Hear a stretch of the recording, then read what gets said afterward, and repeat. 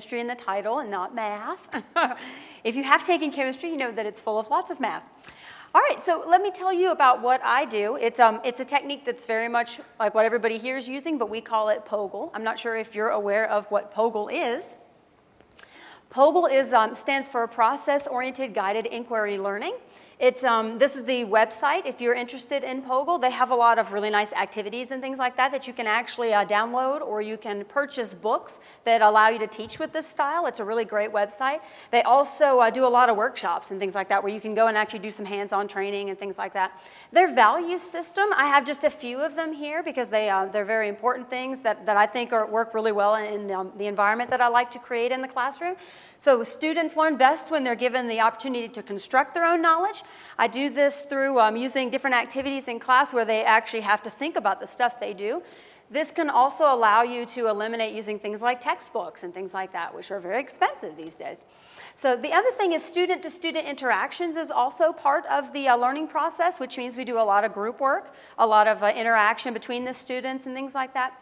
One of the other things that's unique about POGIL is the interaction between students and the instructors. The instructor is not going to stand at the front and lecture and things like that. A lot of times we are just observing. The work that we do is actually done behind the scenes a lot of times. So the stuff that happens in class just is random. You never know what's going to happen in class because all the students are different and they come in with different backgrounds and things like that. So it makes class very lively. Every class is unique, which is really good also. The learning cycle for POGIL is, I've got it shown like this. So you have an exploration phase, and I will actually go through this so you will get a chance to actually see what this looks like. But this is where you provide basic data, and you ask really very, very easy type questions, things like that. This works really well for a lot of the STEM classes because you have data, you have numbers, you have formulas, things like that. You give very basic description of things. You have the concept invention is the second form, where you start looking at those data samples or graphs and kind of looking and seeing, do you see any patterns? Ask really basic questions about what you're looking at, things like that. And then you can compare and contrast, maybe ideas, or does this formula look like it's better than that formula? There's a lot of things you can do with this. The most important thing is, can you apply the concepts that you just kind of looked at and see if you can do a lot of different things with them. Think ahead, think in a different way. And then, of course, assessment. You have to be able to assess, did they actually learn the concept? And assessment can be done in a lot of different ways, which is really nice. So they kind of go in a cycle.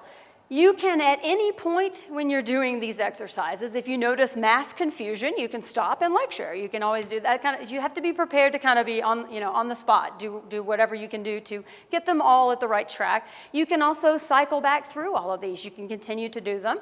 Today we'll do a little activity that's just a little teeny portion of a larger one, but just to get a feel for how you see these things. This encourages a lot of critical thinking, analytical thinking. It allows you to incorporate things that they might make connections in real life. So it's not just basic stuff you're giving them. You're giving them stuff that they might make connections with in life and things like that. They also have to do a lot of writing and oral communications. They have to be able to explain their answers to the rest of the class, and possibly disagreements will come up, and they have to make sure that they can explain how they came up with that conclusion. So the strategy that I use, and I teach about 80% POGIL and about 20% in the lectures and things like that. There are a few things that don't work well with this that I just need to tell them. But I do a lot of this stuff. Usually it's groups of 4 for me, sometimes 3. That's usually what I do in that. Each student is given a role. That's what POGIL likes to do. So some people don't do the roles, but I like to do the roles. I mix them up with each assignment. I also change the groups after the tests because I kind of see who's stronger in certain things. Is there someone who's manipulating the group, that kind of thing. So I do a little bit of rearranging on that, and I kind of piece together who goes with what group. So there's a lot of work behind scenes, that kind of thing. The activities are the most important, which is why if you go to the POGIL website, they do have books with activities and things like that in them for many different fields. They're starting to branch out. This really started in chemistry, but we have it now in physics, math, biology. It's becoming a little bit more common that you do this kind of thing. But the activities need to be on core concepts and things like that will allow you to get a deeper understanding of the material, possibly making connections with things they might already know, which we know is going to increase their learning. So here are the group roles that you will have, and today I will break you up. There's not very many of you, but if we can break up into groups of 3, so you might have to rearrange a little bit and kind of squeeze together, so we can get groups of 3 or 4. But one of you will be a manager, and the manager is going to be in charge of making sure the task gets done, making sure that everyone has a consensus, make sure there's no disagreements within the group, that kind of thing. And you want to make sure that everyone participates. So your job is to kind of make sure you ask around, make sure somebody's not just sitting there, ignoring it, playing on their phone, that kind of thing that students like to do. Then you have a recorder. They're the ones who are writing the answers. So usually you get one packet and the answers are written on there. They're also the ones that keep any notes or any questions and things like that the groups might have. And then they're the ones that usually write the answers that are being graded. So we'll have a recorder. And we have a presenter. That's the one that's going to ask me questions, because I can't have a class of 40 people all asking me questions. But 1 per group is actually not that bad. It's a lot more manageable. So they're the ones that raise their hand, ask groups. During this process, I just walk around and I just kind of look and see what's going on. If they seem to be going the wrong direction, I can guide them to another direction. And then they can ask me questions as I come around, that kind of thing. And the presenter is also the one who goes to the board if there's a quiz or something like that with an assessment question. They're the ones who usually answer, that kind of thing. This one is the optional role, depending on what you're teaching. I use this one as my calculator person usually. So they're the ones who can bring the textbook. They can use other resources like the internet if they want to use their iPhone. Usually it's a calculator person because it is chemistry. We do a lot of calculator math, that kind of thing. So if you want to see how this is, I'm going to do a basic worksheet. It's not a lot of chemistry, so you don't have to worry about it. It's just basic kind of looking at kind of thing. So if you will get together in like groups of I guess 3, 4, whatever works.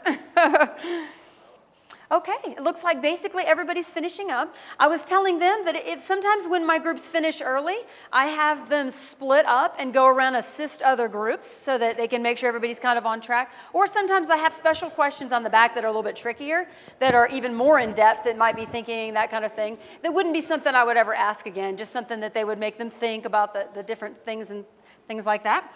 So once you guys have finished the thing, let me kind of talk a little bit about this. So what I would do then is I would assess to see if you picked up on the few things that I was looking for. So in this case, I would ask the presenters. So there should be one pickup person in your group to be a presenter. What I would ask you is to hold your hand up like this. So presenters, hold your hand up like this. Looking at this graph, did you notice that the increase in temperature caused an increase in the decomposition or a decrease? So increase in composition or a decrease? And then I would look around and I would see that if there was a conflict or something like that. Let me say it again, make sure. So if I increase the temperature, does it causes the ozone to decompose faster or slower? Yeah, that's a better question. So sometimes I have to kind of get the right question to figure out. So I would look around and I would say, oh, okay, everybody's in agreement. If somebody didn't agree, I would say, what did you think? And then we would talk about it, that kind of thing. So it gives you a lot of interaction. And that would be what I would look for. And then I might ask you something like, which temperature caused it to decompose the fastest? So you could say 70, 90, or 100, that kind of thing. So which temperature caused this to decrease the fastest at 100? So we would have agreement for that. So that would be another way that I could kind of assess. It's not an assessment that allows me to grade, but it does let me keep track of where everybody is, that kind of thing.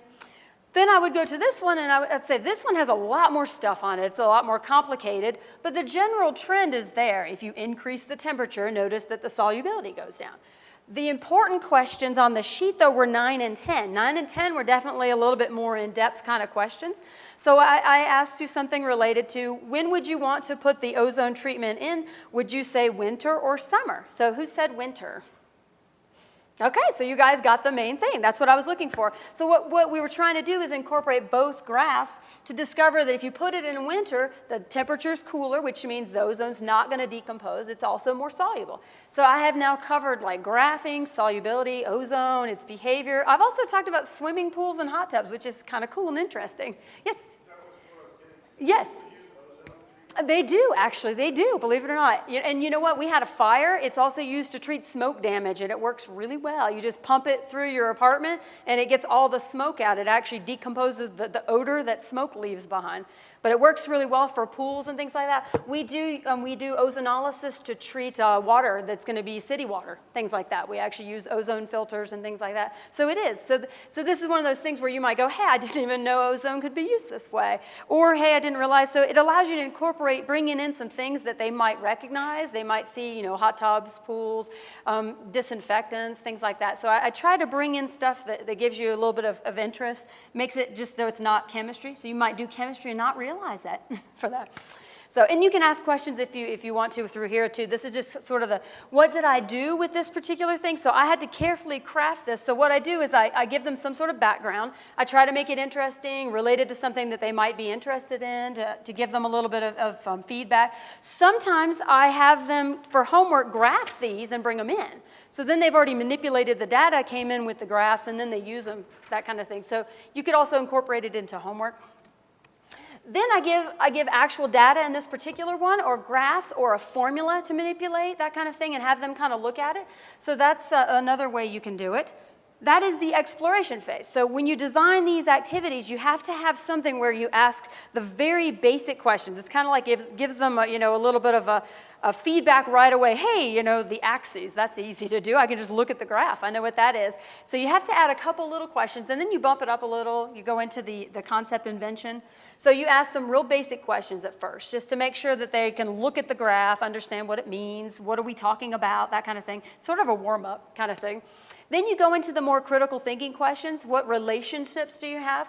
You force the groups to come up with a consensus, an idea as to how that relationship is, that kind of thing, so that when I ask them, they can tell me. And you make sure you ask them to make sure they're all in agreement, that kind of thing. You may have had a group that saw the graph completely differently, in a different way, that kind of thing.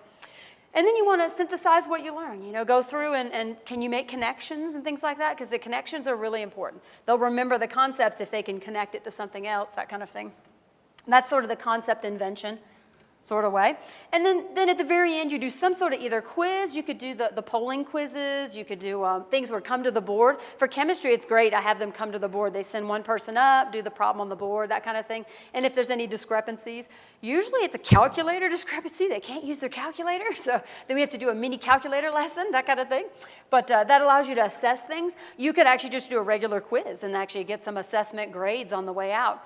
You can do things like that. I do things like Post-it note things. I give them all Post-it notes, and if there were any concepts in there that they felt like were a little confusing, they write it on a Post-it note, stick it on the door on the way out, and then I collect them all up, and they're anonymous. So if they hated the activity, they might write, hated the activity, then I'll know next time to change it, that kind of thing. So you can assess these in lots of different ways.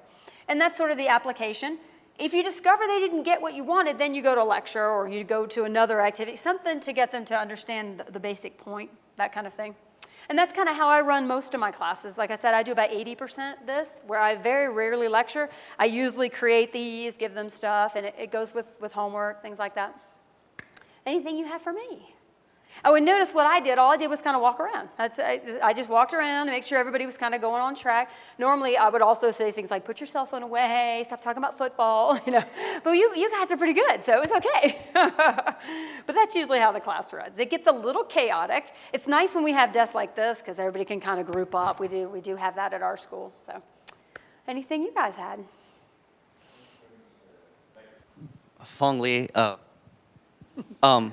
My question is, so the role of the presenter is to ask questions that arise in the group? The role of the presenters to answer questions when I ask you. Okay. Or to come up to the board at the very end. The reporter or the recorder is the one who asks the questions. Okay, so I guess my question's about the recorder. Yes. Is it ever a problem that, say, I have a question and the recorder asks the question, but I don't feel satisfied with the answer? Yes. How do I chime in and then say, as I'm answering the question, you could also say, yeah, I have had that problem. Sometimes they're not listening to each other very well, and they ask the wrong question. Exactly. And you can see the other person that says, so then I usually take it. It's still not as bad as if everybody in the class is like asking questions. One or two out of a group is not, because I usually have about 8 to 9 groups. It gets a little chaotic. So yeah, I try to do it as a guideline just to keep them, and then after a while they get used to only one person kind of talking. But each week or each activity they get a different recorder. So then it does switch around, and they start to realize that maybe they need to listen more carefully to ask the questions better, because they don't get a lot of time with me either. It's only 50 minutes, and I got to go around that. So yeah, that's an issue, definitely. Okay. Thank you. Frank Sturm, Auburn University. Oh, you're at Auburn. I was there. That's where I got my PhD. Oh, okay. War Eagle. Yes, War Eagle. One question I had, so this is the in-class activity. Yes. Typically at chemistry, you'll have a lab So part yes, with we also it, have a so- lab component. I run the labs the same way. I give them a sheet at the beginning, and I give them a mission. Determine the solubility of this compound. And what they do is they actually play around in the lab, and they'll frequently get it completely wrong. But it's not, for me, it's about the process of learning how to do it. It's not about getting the answer, because that really, in chemistry, they don't work very well. A lot of times labs don't work well anyway. So it's more about the developing the process and the group work. And the creativity in lab. They frequently will come up with different methods to do everything. You just have to be ready to guide them if they start to go astray. But I do both in class and lab. Another small question: how do you, since you're randomly doing it, is there ever an issue who? Well, I could see if I was trying to manage a class, and rather than me calling out someone from doing it, I would prefer to maybe talk to the manager, say, hey, manager, get your group quiet, or something like that. I'm not sure if... You know, the manager is in charge of making sure that they do keep their groups quiet. So how do you, Yes. how do you keep track of, the other bad thing is, how do you keep track of who has what position? in Oh, the you know group? what? I have little cards. Okay. I actually, when they walk in the door, I give them a card. The blue ones are managers, the pink ones presenters, and they just say on the counter, so I know. Yeah, and then I go around, I'm like, hey, your group, and then the manager says, oh, guys, we got to pay attention, that kind of thing. So I use big cards with bright colors on them just to help. And then I can see who's the presenter, who's not presenting, and things like that. So yeah, I do use cards. Is there any individual assessment based on their role in the group, or So, is it? you know, not really. Yeah, I've never tried to do any kind of assessment on the roles. I switch them up so much, but I know people prefer certain roles, and it's obvious that the one in charge likes to be, and the one likes to write, that kind of thing. But I force them to switch because it's really good for them to switch. And in lab, I notice they try to go back to the other way, but I have to, hey, you're not that role this week, that kind of thing. It's difficult, yeah, but they get used to it. Michael Boutros from Victor Valley College. I teach math and physics. So, Oh, okay, excellent. First of all, I thank you for coming and sharing with us. Oh, this would be and- great for physics, because I teach PChem, and it's physics, so yeah, it's great. I don't have a question, but I have a comment, and it's directed to the organizers. I would really encourage the organizers to reach out to other STEM faculty to come and share, because there's a lot of us out there that are doing something very Yeah. similar to this, but we don't know where to go to present. So I think coming to the conference like this would open up the doors for a lot of other faculty in STEM to come and share what we do.